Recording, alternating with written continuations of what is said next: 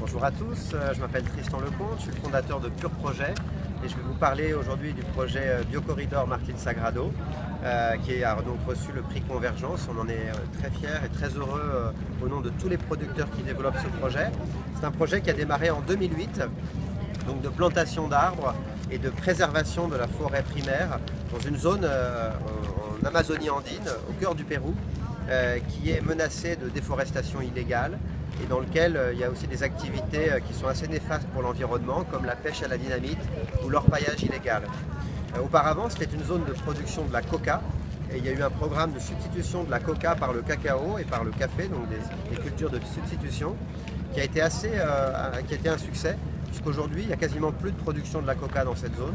On sait que la coca, donc c'est bien sûr un problème de santé publique, mais c'est aussi une culture qui entraîne la déforestation, et pour laquelle, quand on fait de la coca pour la cocaïne, on utilise des produits chimiques comme du kérosène, de l'acide sulfurique, de l'acétone.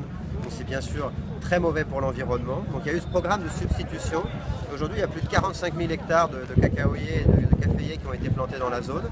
Et nous, avec Pure Projet, donc on a souhaité participer à cet effort de renforcement de l'écosystème en aidant les producteurs agricoles, donc en travaillant avec des coopératives de producteurs de café et de cacao, bio et équitable pour la plupart d'ailleurs, donc à planter des arbres en modèle agroforestier.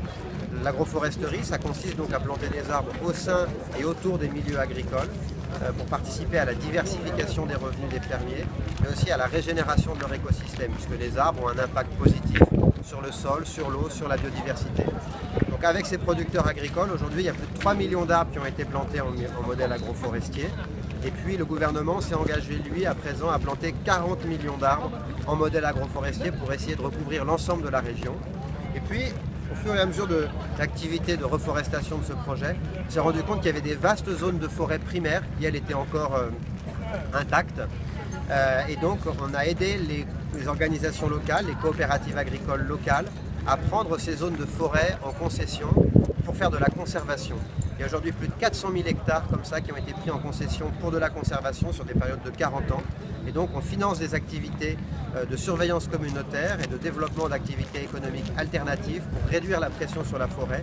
Et l'ensemble de ces activités sont intégralement développées par les communautés locales.